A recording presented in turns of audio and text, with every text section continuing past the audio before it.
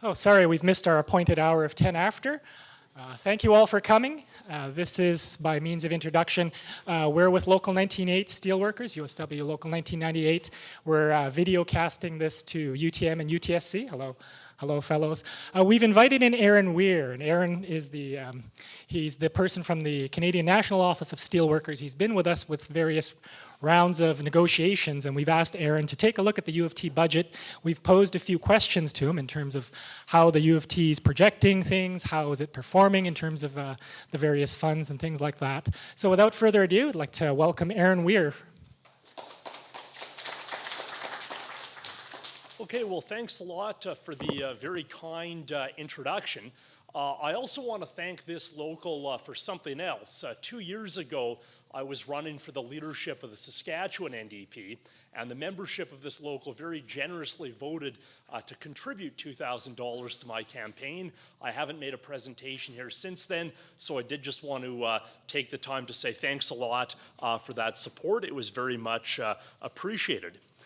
Now, to get into the presentation, as Paul said, I'm going to take a look at the University of Toronto budget. And in particular, I'm going to take a look at it from the point of view of the bargaining that we've entered into. So I'll bring up the first slide here.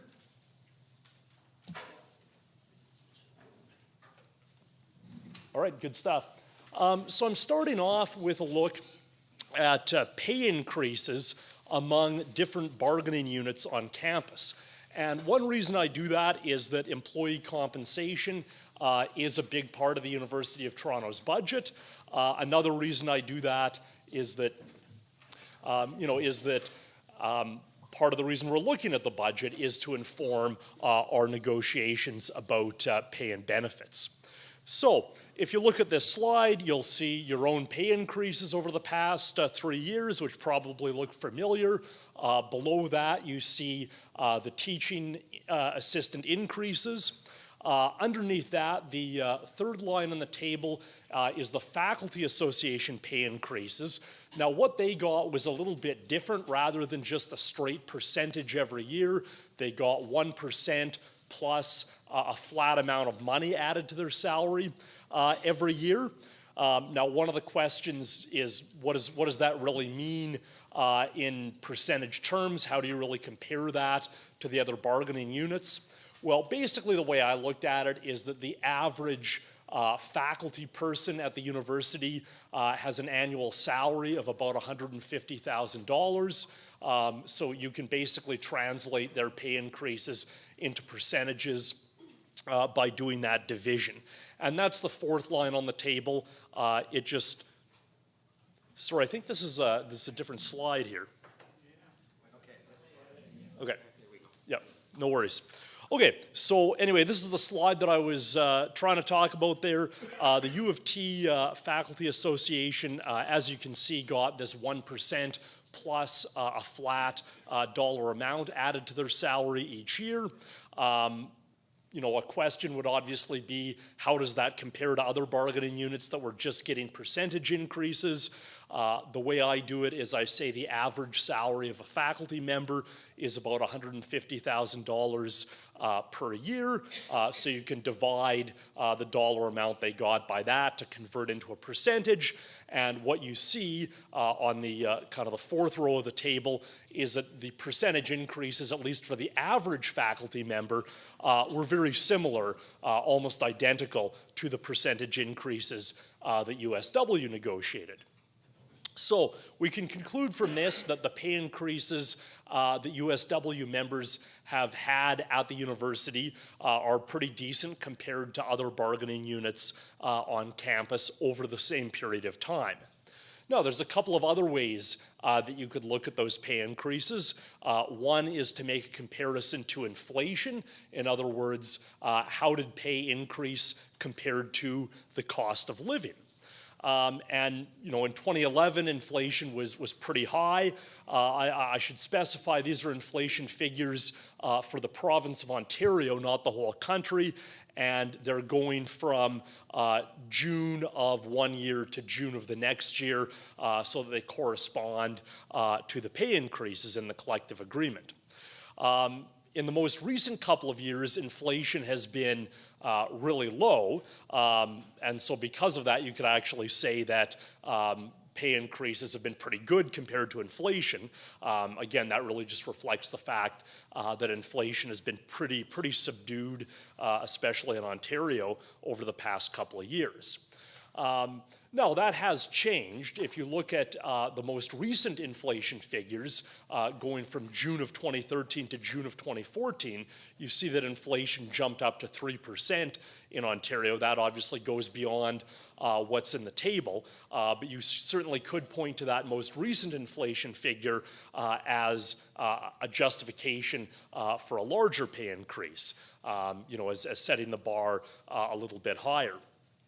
The final row at the very bottom of the table is average hourly wage increases in Ontario. And as you can see, these have been pretty similar, maybe a little bit more on average than the wage increases negotiated at the U of T. One caveat, though, I guess I'd put on that is the wage increases at the top of the table from collective agreements are the wage increase you'd receive if you were staying at exactly the same position on the pay grid over those 3 years. Whereas the average hourly wage increase across the whole province obviously also reflects the fact that people are moving around between different jobs and that kind of thing. So it's not exactly an apples-to-apples comparison, but it is one of the numbers that Paul asked me to include in the table. So I think that's enough on this slide. Moving down to the next slide, which I guess you already had a little bit of a sneak preview of, this shows the story that the administration is telling in a document entitled Budget Report 2014-2015 and Long Range Budget Guidelines 2014-15 to 2018-19.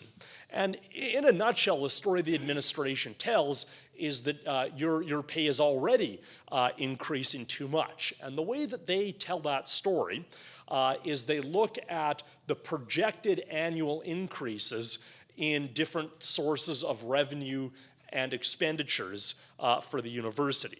So as you can see in the first column there, they assume no increase at all in provincial government grants to the university. Now, it's definitely true that the province has not been increasing its grants to the university by very much, but I do think that 0% is a pretty extreme assumption.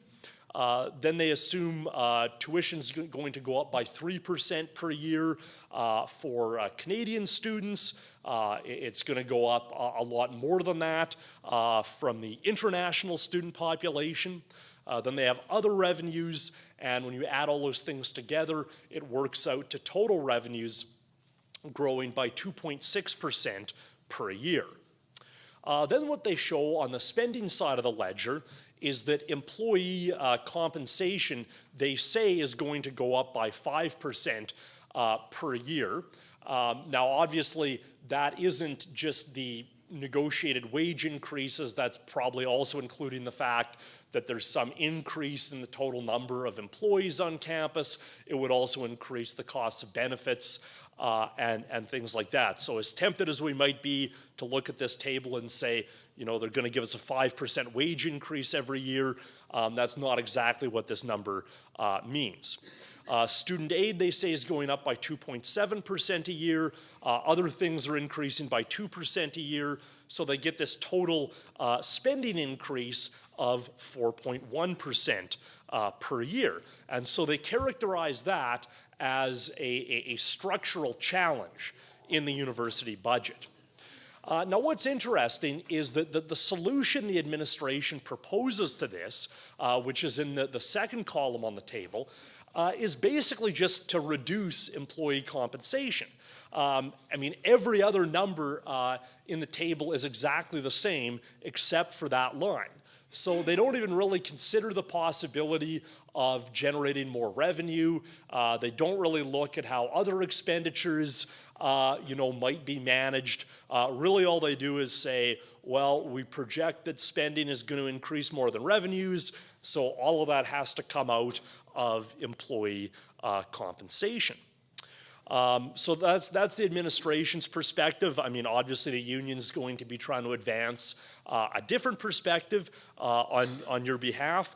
One of the funny things about this presentation from the administration is that all the numbers are percentages. And it's hard to know what they really mean unless you know what your starting point is in actual dollar terms. I mean, 4.1% of what? 2.6% of what? It's not really that clear, what this actually translates into in dollars and cents.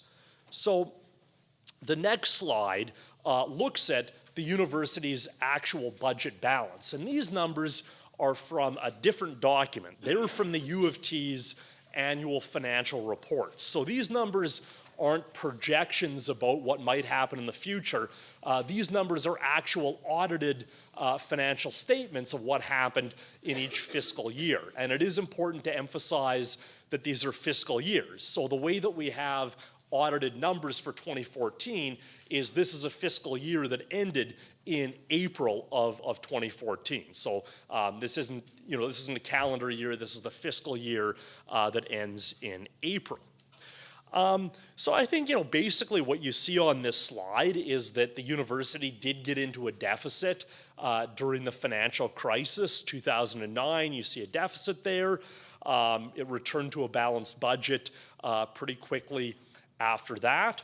One of the things to take note of on this table is that there was a change in the university's accounting rules in 2013. So, it's not a totally apples-to-apples comparison between 2012 and 2013. Having said that, I think even kind of taking account of that accounting change, you can say that the university's financial position has improved pretty dramatically. And at least under the new accounting rules, it ran a surplus of $200 million in the last year for which we have a financial report. And my suspicion is that even if you went back to the old accounting rules, you'd probably still see that the situation has improved over time. So, I think this slide shows that the U of T is in good financial shape. Its revenues are rising consistently. It seems to have its expenses under control. And as a result of that, the university does have a surplus. So I think that's quite an important point. And that number is kind of the starting point that we should be working from. And I think it's a very important number for us to look at as we go into negotiations.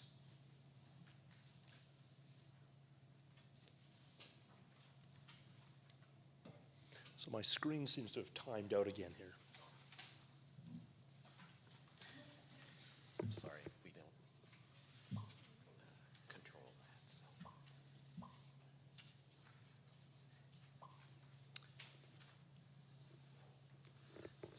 And hang on, Oh, we got it. okay.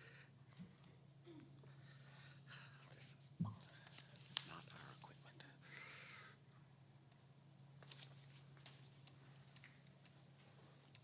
There we go. There's the one you want to be on, right?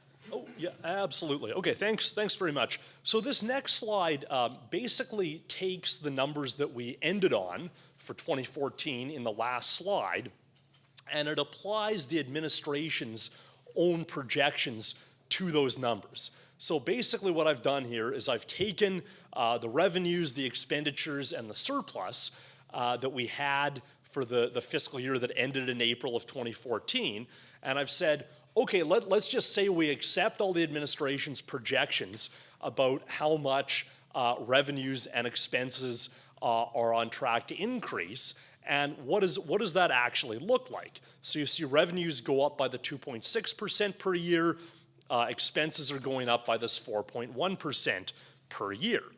Well, I mean, basically what you see here is that even if all of that's true, it takes 6 years to get to a deficit.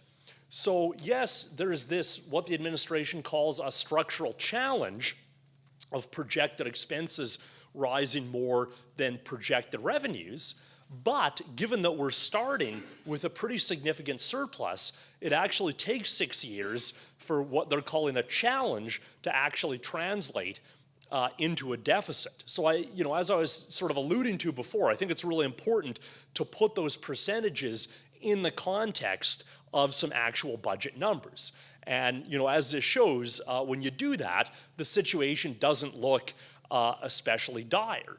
And I would emphasize that we're saying 6 years to get to a deficit. Well, we're only actually talking about negotiating a collective agreement for probably 3 years. So, for all of that period of time, the university would still have big surpluses, even if you assume all the administration's kind of concerns and projections about this budgetary challenge are correct. So again, I think the situation is a lot better than the administration tries to suggest. Now, the next slide here is kind of a different way of looking at the university's finances. So far, we've been talking about revenues versus expenditures, the flow of money coming in versus the flow of money going out, and then the surplus that's left over every year. Another way of evaluating the university's financial position is obviously to look at the total stock of assets it holds versus the total stock of liabilities that it's responsible for. So that would include things like debt and pension obligations. And what you see, I think pretty clearly on this slide, is that the university did take a big hit during the financial crisis. The pension fund and endowment funds were really hurt by the stock market crash, and so there's this big drop in net assets from the 2008 fiscal year to the 2009 fiscal year. And then you see a pretty weak recovery from that. So things did get better by the time we were negotiating in 2011, but they still weren't as good as they'd been before the financial crisis. And I think that was one of the challenges that your bargaining committee faced in 2011, was that the university's finances had kind of stabilized and improved a bit, but they still weren't that great. So what we've seen since then, I think, is a pretty significant improvement in the university's balance sheet. And again, we have this problem that the accounting rules changed in 2013. So you'll notice between 2012 and 2013, there was this big jump in both assets and liabilities, and a lot of that would have to do with this new accounting system. So that's not totally a fair comparison, but I guess what I'd say is this: even if you assume that the whole improvement in the university's net assets from 2012 to 2013 was totally a result just of the accounting change and wasn't a real improvement in the university's financial position, you then have another big improvement from 2013 to 2014 under exactly the same new accounting rules. So you see an improvement of about $700 million in the university's net assets just from the 2013 fiscal year to the 2014 fiscal year. So, I mean, even if you just took that amount and added it on to where we were in 2012, you'd still find that we're in a much stronger position today than we were before the financial crisis. So, I guess the conclusion that I'm driving towards here is that the U of T's finances have really improved substantially since the last time we bargained. Since 2011, the university's books have gotten quite a bit better. And going back to the title of my presentation, the University of Toronto is running a surplus, and your bargaining committee is going to be looking at ways to negotiate a fair share of that surplus. Thanks very much. I'd be happy to try to answer any questions you might have.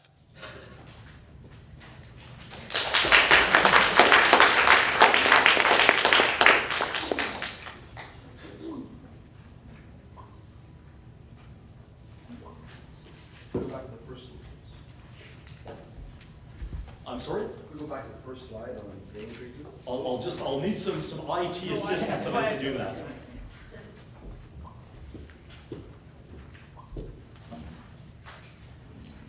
I'm on the,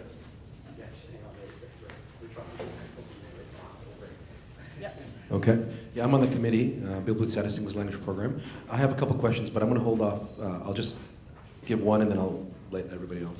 Sure. The inflation figures that are listed there, is that, can you clarify, there is the idea of core inflation, right? So is that the general overall inflation, or we're looking at the core inflation, where it takes away things that go up and down? Like, This is just overall regular inflation, and the reason I use that number is I wanted to use the number for the province of Ontario.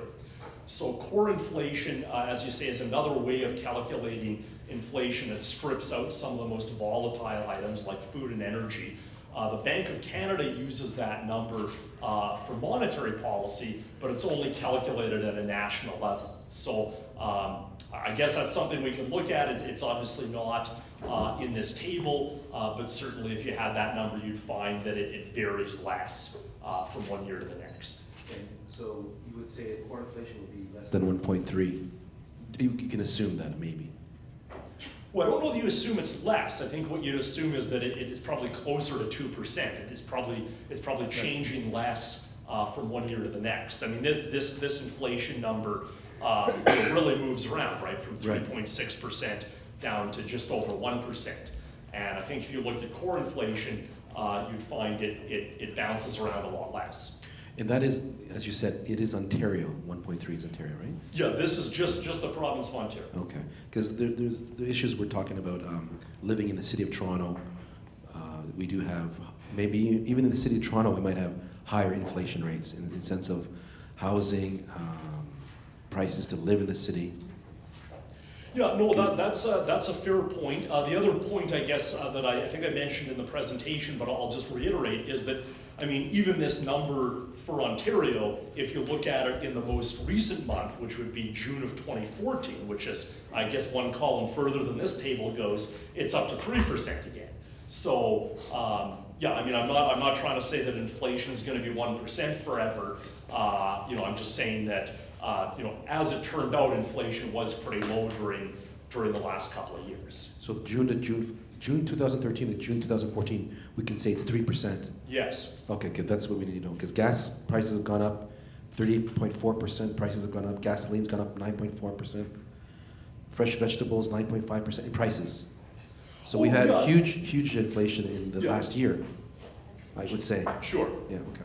And the other point too about inflation, right, is that it's an average of all these prices. So in that basket, you're always going to find things that went up more than that, things that went up less than that, right? So yeah, certainly there'd be some kinds of fresh produce that went up a lot more than the overall inflation rate.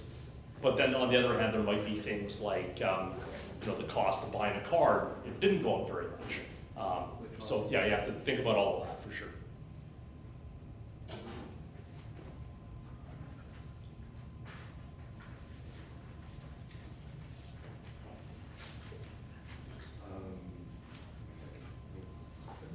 The last one, assets versus liabilities. Okay. The university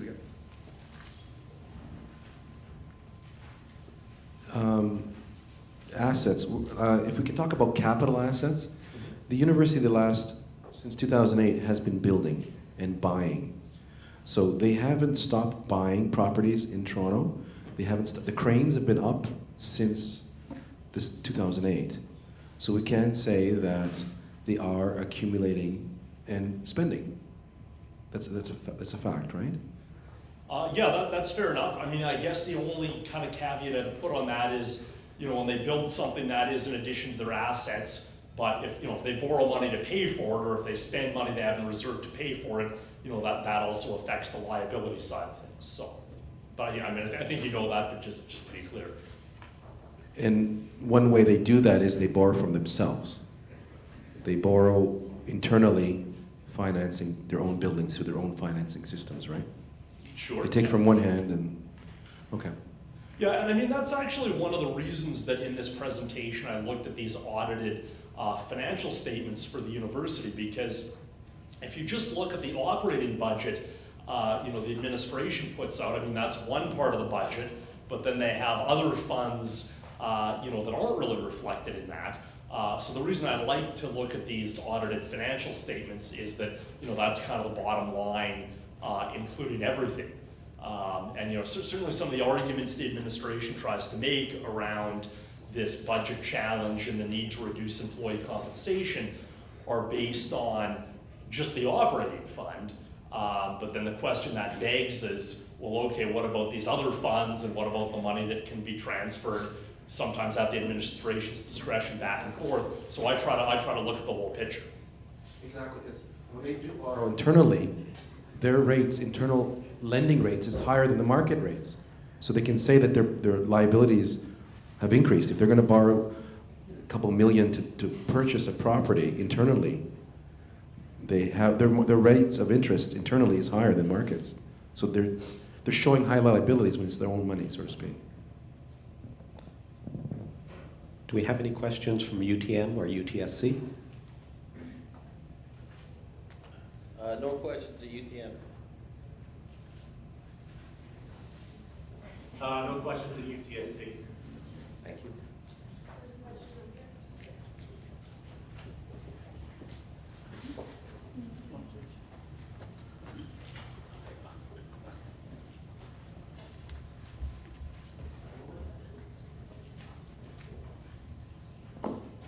Hi, is this working? Okay, I think it is. I'm sure I'm not the only person in this room who has heard that the university is operating at a deficit, and obviously the numbers aren't bearing that out. So I'm just wondering, where is the university's stance that they're running a deficit? Is that in the operating budget? Where is that coming from, since the audited numbers aren't illustrating that? Yeah, sure. So the university's projections for its operating fund, which I guess, for the reasons we were just talking about, I didn't really show, they project actually a balanced budget going forward.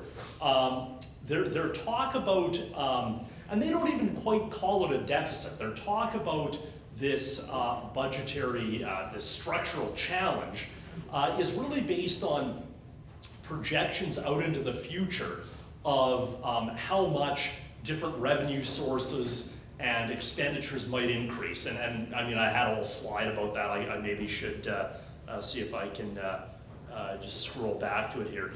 So I mean, this is the story that the administration tells, which is basically that in the future, spending is going to increase more per year than revenues. And I think we can all agree that if that happens at some point, that means a deficit. I guess my point is, I mean, first of all, we could question some of those projections, but second of all, even if we accept them as being true, given the big surplus we're starting from, it would actually take a long time for them to translate into a deficit. It would take about twice as long to get to that deficit as the term of a standard collective agreement. So, when you just look at these percentages on a slide, which is how the administration shows it, it's easy to say, well, geez, 4.1% is a lot bigger than 2.6%, so that's a huge problem, and, we need to cut back on employee compensation. The argument I'm making is if you actually put those percentages in the context of the current budget balance, you find that there's really no crisis here. In fact, there would still be surpluses for a bunch more years, even under these projections.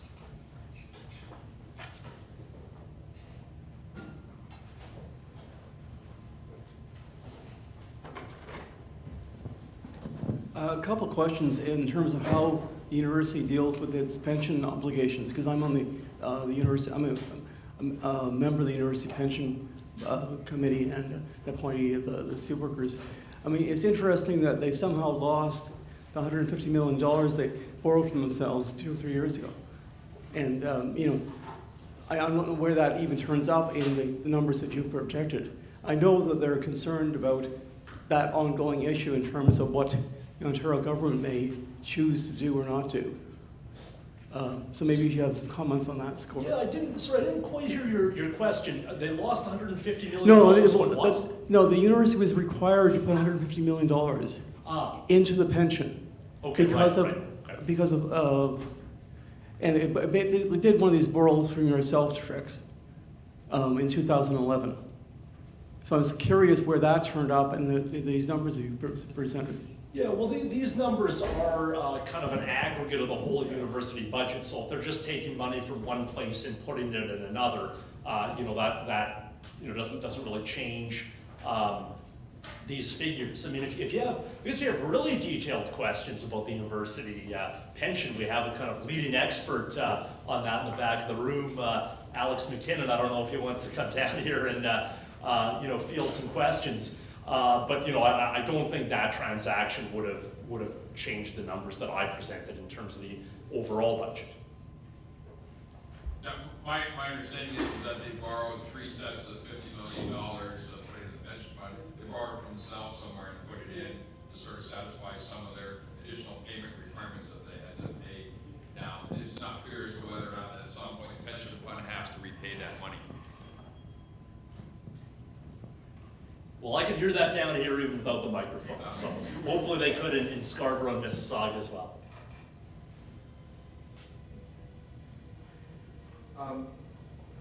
9.2% increase, that's a tuition price or tuition payers? Like, I mean, the amount of tuition coming?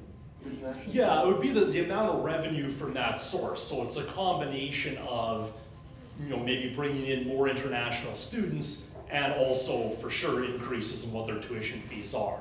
So they're only projecting a 3% increase in domestic tuition? Yeah, that's what their projection is. Now, I mean, that may also be based on not a huge increase in the number of students. But yeah, that's their projection. Because I would choose to argue that in the long term, Canada has projected increase in enrollments in higher education, especially in Ontario. I'll say this again, I said it before. Laurier is building a new campus has been accepted to build a new campus in Milton. York is going to build one in Markham. Sheridan is going towards university status. There is, immigration is bringing more students at higher levels of education. So they're saying only 3% increase. That's just in 1 year or over the 12? That's per year. That's per year. These are all annual numbers.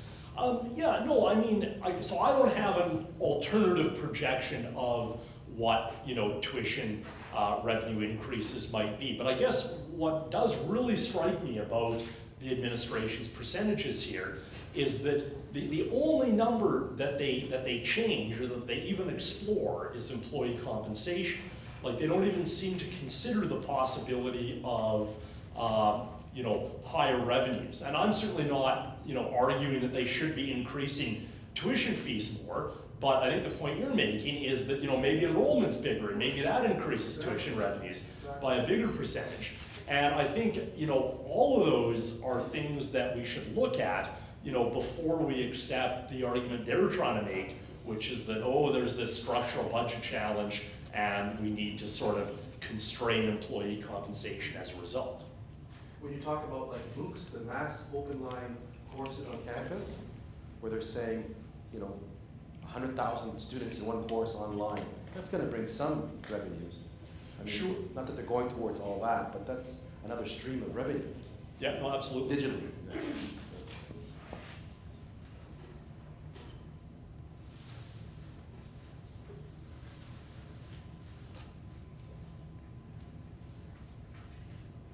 Okay, well, I think we've maybe got some questions here. Hi.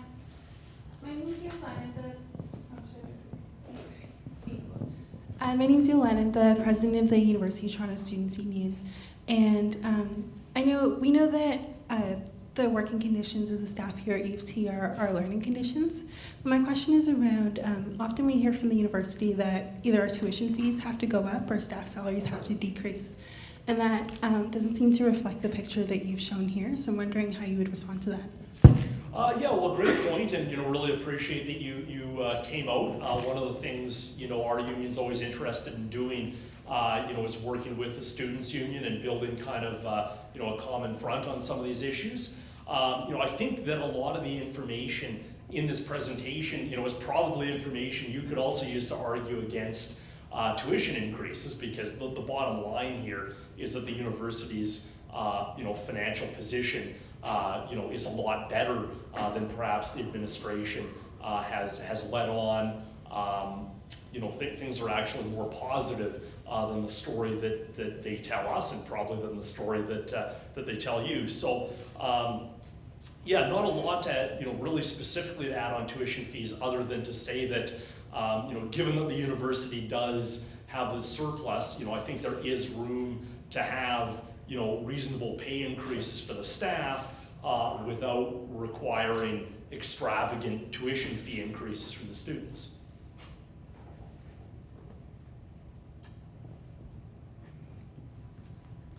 So my question is about solution part, the last one. The total spending will be decreased, from 4.1 to 2.6. Why we have to take this austerity, the measure? Why? So we should keep same rate of the spending, right? So this one, this part of the plan will definitely is not good for our union position for bargaining for the increase of the salaries, because the salary will be, I think, 50% of the total spending. Yeah, so something like that. Yeah, exactly. Yeah, I mean, their argument, right, is that revenues are only ever going to increase by 2.6%. They project spending is going to increase more than that, and then they say the only way to get spending increases down to 2.6% is to cut back employee compensation. Now, there's obviously a whole bunch of assumptions that underlie that. Already just in the question period, we've had some good questions about, could revenues actually be higher than this? I think there's probably questions about, are there other expenditures that maybe they could manage? But my final point is really that even if you accept these numbers, starting from the surplus that we have, it's really not a big problem. I mean, you could go from the revenues and spending that we had in the 2014 fiscal year, increase them at these percentages, and it would take 6 years before you would see a deficit. So, even with these projections, the university's in really quite a strong financial position, and I think that's, the point from which, we need to make our case.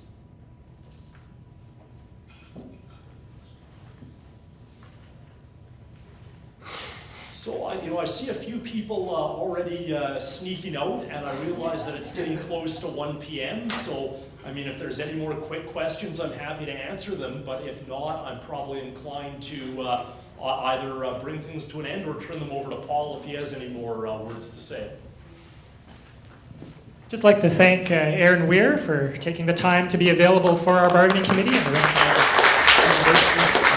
More of a comment than a question, I guess, that when the university makes choices, and they're all decisions and they're all choices, and they're rational choices the university would present to us, that when a building goes up, for example, an 8-story building in engineering, or when there's expansion, graduate expansion, undergraduate expansion at UTSC or at UTM, for example, and more buildings are gone up, and they hire more USW staff, because we're registrarial, we're IT, we're all the people who do all the wonderful work across the campuses, that they would point out, well, your bargaining unit is expanding, and there's your payroll increase. So we've expanded USW members. So they sort of get us twice when the university decides to have enrollment expansion and hire more people, that they say that's your salary increase. So that's more of a comment than a question. Okay, well, thanks again. Really appreciate it.